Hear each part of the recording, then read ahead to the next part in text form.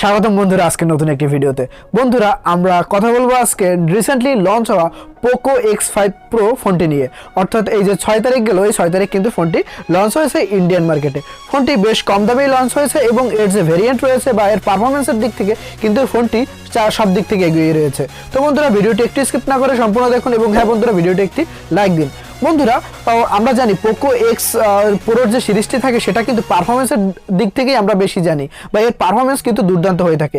এবার আমরা পারফরমেন্স এবং দাম দুটোই কিন্তু আমরা খুব ভালো লক্ষ্য করছি। বন্ধুরা প্রথমে আমরা যদি ডিসপ্লের দিকে লক্ষ্য করি, বন্ধুরা ফোনটিতে দেওয়া হয়েছে 6.7 ইঞ্চি এর Xfinity অ্যামোলেড ডিসপ্লে এবং হ্যাঁ বন্ধুরা 120 হার্টজ রিফ্রেশ রেট তো থাকছেই। তো বন্ধুরা এখানে অ্যামোলেড ডিসপ্লে রয়েছে এবং বন্ধুরা এখানে কিন্তু আমরা HDR10 প্লাস ডলবি ভিশনের সাপোর্ট এবং 10 বিট ডিসপ্লে আমরা দেখতে পাবো। অর্থাৎ বন্ধুরা আমরা কিন্তু 1 বিলিয়ন কালার ফোনটিতে দেখতে পাবো। আসলে আমরা বোঝা যাচ্ছে যে যাই দেখবো ফোনটিতে তাই কিন্তু আমাদের কাছে আকর্ষণীয় মনে হবে। এবং বন্ধুরা এখানে কিন্তু আমরা 900 এর পিক ব্রাইটনেস দেখতে পাচ্ছি, অর্থাৎ 900 নিটস কিন্তু ফোনটিতে থাকছে। আমরা যদি বাইরে রোদ্রে ফোনটি ব্যবহার করি সেক্ষেত্রে কিন্তু আমাদের এনাফ নিটস আমরা ফোনটিতে লক্ষ্য করছি। দ্বিতীয় যে বিষয়টি রয়েছে এর পারফরমেন্স, অর্থাৎ চিপসেট CPU GPU, যেটা না বললেই নয়। আসলে পোকো X5 Pro ফোনটি গেমিংয়ের দিক থেকে কিন্তু দুর্দান্ত হয়ে থাকে এবং আমাদের কিন্তু লং টাইম সার্ভিস পোকো সিরিজটি আমাদের দিয়ে থাকে।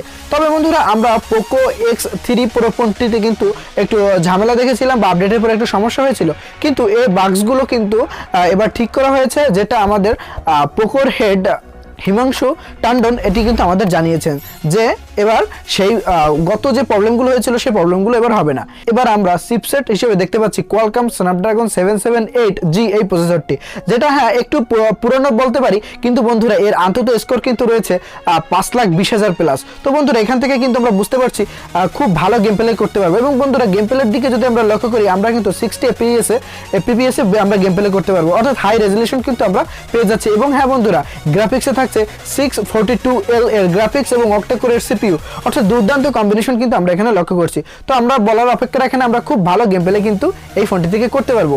এবং বন্ধুরা আমরা যদি এবার ক্যামেরা সেন্সর নিয়ে কথা বলি, আমরা পিছনে 3টি ক্যামেরা সেন্সর এবং সামনে একটি ক্যামেরা সেন্সর দেখতে পাবো।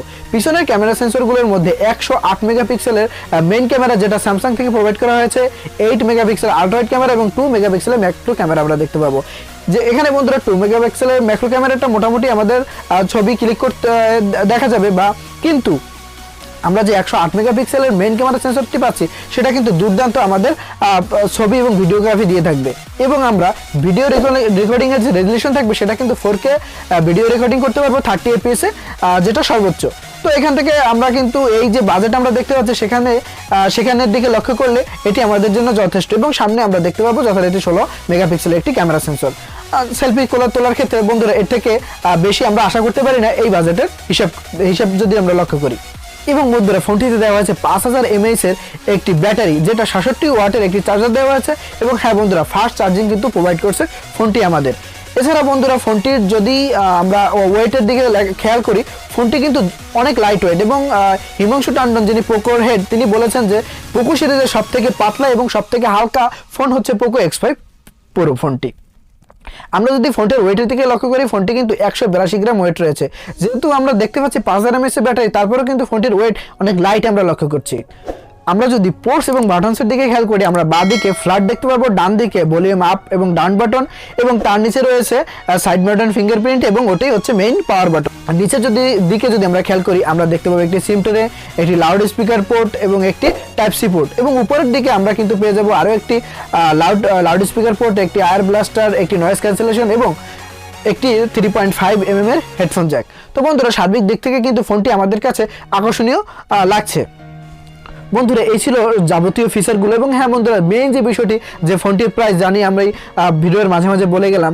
আসলে বন্ধুরা ফোনটি 20,000-এর আশেপাশে রিলিজ হবে, যার বেস ভেরিয়েন্ট থাকবে 6128 এবং এর দুটি ভেরিয়েন্ট থাকবে, একটা হচ্ছে 6128 এবং আরেকটা হচ্ছে 8256 GB।